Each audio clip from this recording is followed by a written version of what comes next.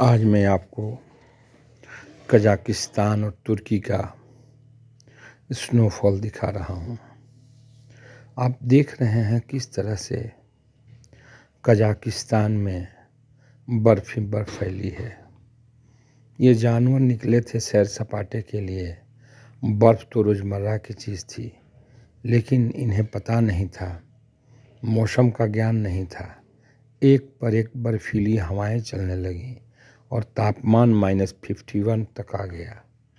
ये बेचारे beer, wolves सब बर्फ में अकड़ के रह गए।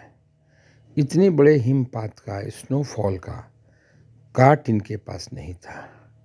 इनकी ज़िंदगी बर्फ के सफ़ेद चादरों में काली नींद सो गई। ये मर गए। ऐसा नहीं है कि हमेशा इन जानवरों की मौत ही स्नोफॉल में हो जाती है। जब वो हिमपात चल जाता है, स्नोफॉल चल जाता है, वो कोल्ड वेव बहना बंद हो जाता है, तो टेम्परेचर जब बढ़ता है, तापमान जब बढ़ता है, तो उस परिस्थिति में इनके ऑर्गन काम करने लगते हैं और ये पुनः बर्फ़ में घूमने लगते हैं। लेकिन सबके साथ नहीं होता है। जो मर गए, जो लास्ट स्टेज को प्राप्त कर गए, वो नहीं जगते। देखिए, ये फ्रोज़न है, ये जमे हुए एनिमल्स हैं जो कि बर्फ़ में जम गए हैं।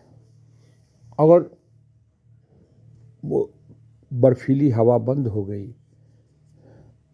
कोल्ड वेव बहना बंद हो गया, तो ये उठ के बैठ भी सकते हैं। ऐसी बात नहीं है कि ठंडी हवा आ गई, स्नोफॉल होने लगा तो ये मर जाएंगे। टेम्परेचर गिरता है, लेकिन ज़्यादा देर तक अगर टेम्परेचर -50 रहा तो इनकी मौत निश्चित है।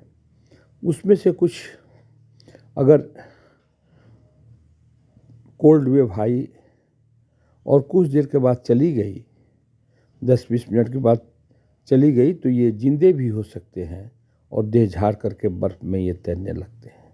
सच तो ये है कि इनको बर्फ़ में चलने की आदत सी है, लेकिन बर्फीली हवाओं के ये शिकार हो जाते हैं।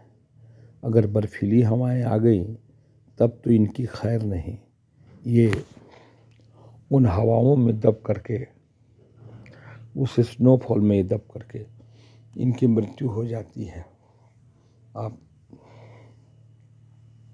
आपको ये वीडियो कैसा लगा? देखिए, बेचारा रैबिट निकला तो था घर से चरने के लिए, बर्फ ही बर्फ था, लेकिन इसे पता नहीं था कि बर्फीली हवा आएगी, और बर्फीली हवा आ गई और ये अकड़ गया।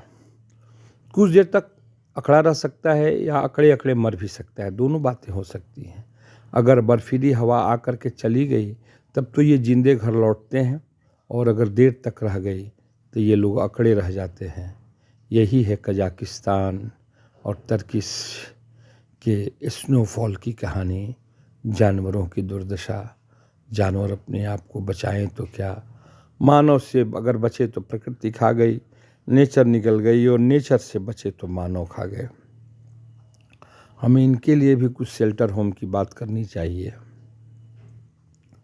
इन जीवों को बचाने के लिए कुछ कदम उठाने चाहिए, जिससे कि ये